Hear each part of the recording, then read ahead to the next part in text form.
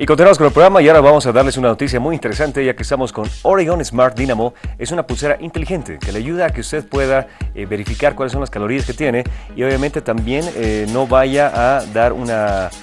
Bueno, en el caso de que no quiera subir de peso, tampoco pueda obviamente pasarse tal vez comiendo diferentes calorías. Entonces ya lo sabe, puede medir los pasos, puede usted también hacer ejercicios con esta pulsera y lo más importante, le mide las calorías para que usted no suba de peso. Es cómoda e incluso sirve como complemento de moda.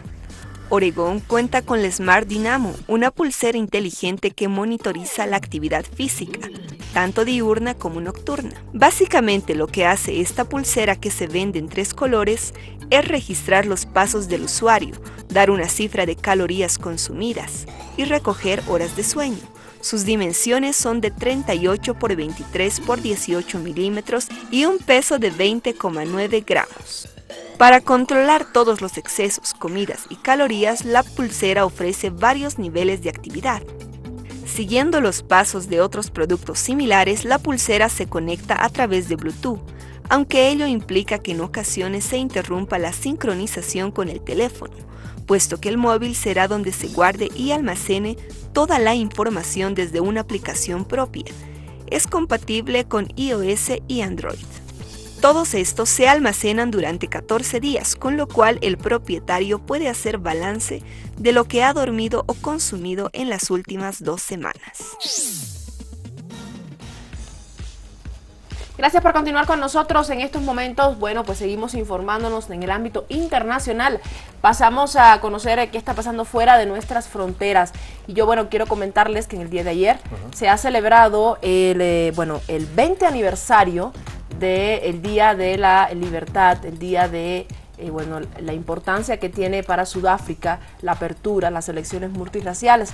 Recordemos que el expresidente Nelson Mandela, que ya no se encuentra físicamente con nosotros, fue quien abría de alguna manera la inclusión de la raza negra, la inclusión del negro en Sudáfrica, y en el día de ayer celebraban su 20 aniversario de la primera elección multirracial. Es importante resaltar esta fecha porque, como aseguraba el presidente Jacob Zuma, están viviendo sus primeros 20 años de democracia y el país se ha convertido en un mejor lugar del mundo para vivir. ¿Por qué? Porque han avanzado en el tema económico, han avanzado en el tema de la inclusión social, el crecimiento de la economía. Es importante en la medida en que Sudáfrica ya no es un país tan pobre como era antes de que comenzara este periodo de democracia y de que llegara Nelson Mandela a la presidencia. Se está luchando aún más contra el crimen y contra la corrupción. Los índices han disminuido en estos años y, por otro lado, es uno de los lugares, según el presidente decía, uno de los mejores lugares de África para vivir, ¿verdad? Recordemos que en Sudáfrica no solamente hay negros, sino también blancos, hay una mezcla racial muy grande, y que antes de que llegara el presidente Nelson Mandela era la parte oscura del país y se discriminaba mucho. Hay un filme en relación con este tema sobre el fútbol, bueno, que trata como eje central el fútbol, pero que la profundidad del filme va específicamente por la unión, por lo que logra Mandela de unir a la raza blanca con la raza negra, que en ese momento eran prácticamente, totalmente separados. Inclusive hay una imagen bien importante en el sentido de que se nota la separación tajante. El apartheid. Efectivamente, una cancha de blancos, una cancha de negros, se nota inclusive el desnivel de las canchas, las malas condiciones en las que estaba la de los negros y en la que no estaban los blancos. Un racismo y una discriminación. Efectivamente, una separación totalmente fuerte. Y el día de ayer celebraban nuevamente los 20 aniversario de esta primera elección multirracial y, por supuesto, recordaban a su imagen, a su figura fundamental en el ámbito político, social y humano, a Nelson Mandela. Pues desde acá, muchas felicidades para Sudáfrica y, por supuesto, que sigan avanzando, que sigan desarrollándose como lo han hecho hasta ahora. 20 años, es poco para nosotros, ¿no? Y que hemos perdido a Mandela hace poco, ¿verdad? También. Hace muy poco. Pudo haber llegado fácilmente si la enfermedad le hubiera dado paso a esta fecha y, pues bueno, recordando su figura, recordando su legado, su pensamiento, es la mejor manera de sentir que no está del todo muerto. Además, son 20 años de libertad, ¿no? Así es. Ahí lo recuerdo. Bien.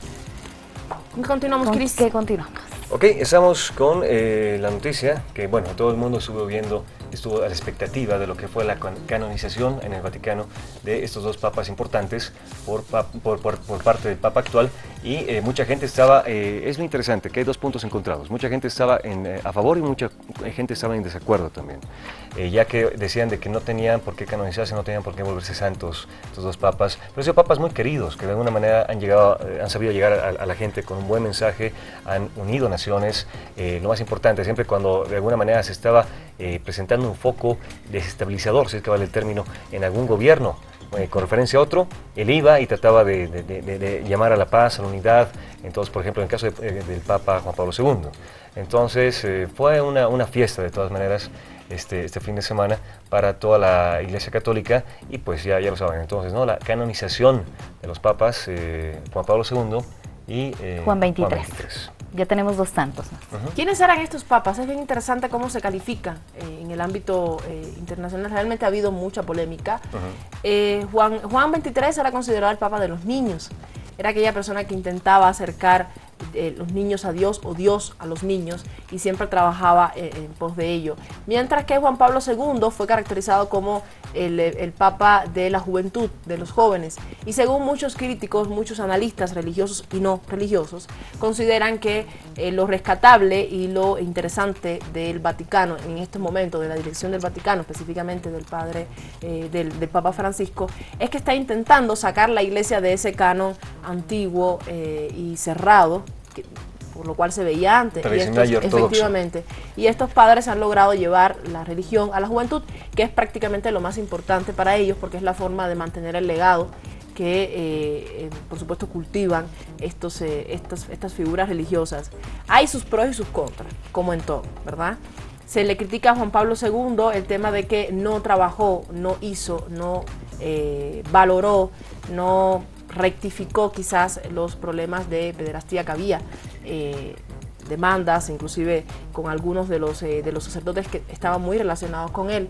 Me refiero específicamente a Messiel, es como se llamaba, creo, aquel sacerdote, y se le critica eso, ¿no? Que durante su papado no hizo nada en contra de estos actos.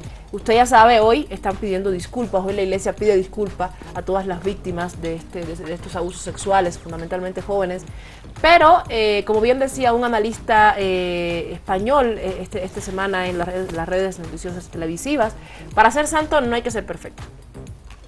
Para ser santo hay que simplemente seguir una línea católica, religiosa, cristiana, digamos, fiel, con respecto a la crianza, a la inclusión de la gente, de la juventud en la religión, y eso prácticamente es suficiente para ser santo. Eso es lo más importante, la inclusión que se realizó de los niños y los jóvenes, como decía Saraí, ya que antes la Iglesia Católica tradicional de alguna manera hacía de que, por ejemplo, no se incluya a los niños y a los jóvenes, simplemente era para todas las personas adultas que de alguna manera ya iban normalmente a la iglesia.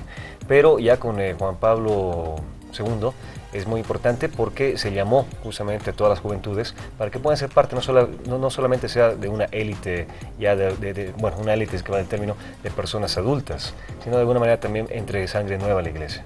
Entonces es lo más importante y eso es lo que se ha destacado este fin de semana. Y además que ha dejado en cada uno de nosotros, ¿no? O sea, mientras para cada uno de nosotros esté bien y sea que hayan sido nombrados santos, entonces está bien, ¿no? Claro, ya las personas por ahí pueden de la adorarlo. crítica de cuántos lo adoren, cada uno Claro. de ellos han marcado en las vidas de algunos de nosotros, ¿no? Claro. Por ahí la religión también. Claro, pero aclarar siempre eso, ¿no? Que no es necesario ser perfecto para ser santo. Es decir, no esa perfección ideológica que siempre es utópica prácticamente, que siempre se crea, si no es así. Por ejemplo, este sacerdote Maciel, es como se llama, rectifica el nombre, Maciel es su nombre, digamos, supuestamente lo fue. Nosotros no tenemos las pruebas para aseverarlo, pero hubo muchísimas protestas en contra de su actitud. Sin embargo, Juan Pablo II igual continuó apoyando su trabajo religioso, y se supone que en ese tiempo no ha habido la mayor cantidad de información necesaria para que Juan Pablo II tuviera la aseveración de que sucedía así. Pero son algunas de las críticas que suscitan. Recordemos que Juan XXIII muere en el año 1963. Juan Pablo II, bueno, aún está estaba enfermo durante su papado. Son pocos años ya de su partida. Hace pocos años, estaba inclusive en silla de ruedas. La gente se pregunta, ¿cómo en silla de ruedas? ¿Cómo con su enfermedad ha logrado? Viajaba. Siguió. Además iba a tantos países, visitó también América Latina hace Estuvo en La Paz 23 años, ¿verdad? Estuvo en la ciudad de La Paz. Y bueno, también se le atribuye el tema de su santificado, de su santificación. El 89. 89, efectivamente. Sí. A los milagros, 2 milagros que se están manejando ahora en todas las redes que se conoce. Un caso de una monja que la salvó del Parkinson, si no me equivoco, y el caso de una señora costarricense que la curó de aneurisma, ¿no? Y bueno, pues son algunos de los temas que se suscitan alrededor del tema, pero lo importante es que ya están santificados. Así y aquellas personas que crean en él pueden adorarlo y venerarlo como otro santo más. Ya vamos a ver imágenes de ellos seguramente en las iglesias también. Y lo más importante, recordar que en la época en la que estaban ellos no existía lo que era el Internet. De alguna manera también el Internet es una muestra muy importante de la tecnología y la globalización que existe. Entonces, por ejemplo, este tipo de temáticas, la presión de la gente también por querer saber la verdad acerca de las supuestas violaciones que hacían obviamente los curas, los sacerdotes, en este caso la Iglesia Católica, ha hecho también de que obviamente la Iglesia ya tome cartas en el asunto. Antes era muy difícil porque solamente estaban los medios de comunicación tradicionales, estamos hablando de radio, prensa escrita y televisión, pero ya con la llegada del Internet, donde ya de alguna manera la gente ya no solamente es un receptor de información, sino también es obviamente un emisor y obviamente hace un feedback con diferentes autoridades, personalidades, es que de alguna manera esto llega a ser una presión muy fuerte también para que se sepa si es que es la verdad, se haga un seguimiento y pues en este caso obviamente la Iglesia esté pidiendo perdón ahora, ¿no? Bien, continuamos chicos. Hablemos acerca de China, cárcel para consumidores de animales salvajes exóticos. Son más de 420 las especies que existen en China y pues 10 años de cárcel es lo que ya se ha determinado es una nueva ley en China. Entre estas especies, bueno, la gente consume más lo que es el panda, imagínense un panda gigante, y el mono dorado o el pangolín. Eso es lo que se consume en China. Entonces, desde ahora en adelante, 10 años de cárcel para estas personas. Me parece muy bien y ya era hora, ¿verdad? Se habían demorado mucho. Estas leyes, necesitamos leyes para que la gente pueda concientizarse un poquito acerca del consumo de la carne de estos animales. Yo no sabía que Así se comían es. pandas, de alguna manera yo pensé que era un De un todo. animal, En un poco China, sí, sagrado. en China Todo es comen, normal comer sí. especies salvajes. y Llegué a escuchar a gente que decía que se comen todo lo que se mueve, no sé si será ese extremo, Hormigas, pero comen, todo. por ejemplo, de diferentes insectos. Yo he visto, por ejemplo, en diferentes documentales en televisión por cable, que comen cangrejos, escorpiones, cucarachas, hormigas. Hay personas que dicen que por eso es que tienen tan buena salud. Hay personas que dicen que porque por el hecho de tener su espectro culinario bien abierto es que tienen tan buena salud porque se alimentan de muchísimos, en el caso de animales, seres vivos que tienen muchas vitaminas Nutrientes. en sí mismos, nutrientes. Tal vez Igual por eso pasa son con tan los vegetales. inteligentes también, ¿no? También, pero eso no justifica la matanza de animales. En extinción. 6.500 especies vertebradas son las que existen en China y 470 son autóctonos, representativos de China. Pues ya usted sabe, no solamente en China va a pasar, pues en todos los países debería haber este tipo de restricciones para preservar nuestro medio ambiente, Así es. Muy ¿verdad? importante. Hasta cocodrilos se comen en China. Hasta cocodrilo. Todo, absolutamente todo. Bueno, pues levantemos los ánimos. Sí, Estamos con noticias bien, bueno, en el caso de la canonización, una alegría para los creyentes, para los religiosos, Los católicos. los católicos. Bueno, yo no utilizo mucho, como no todavía no entiendo bien la diferenciación, vamos a hablar un día sobre eso.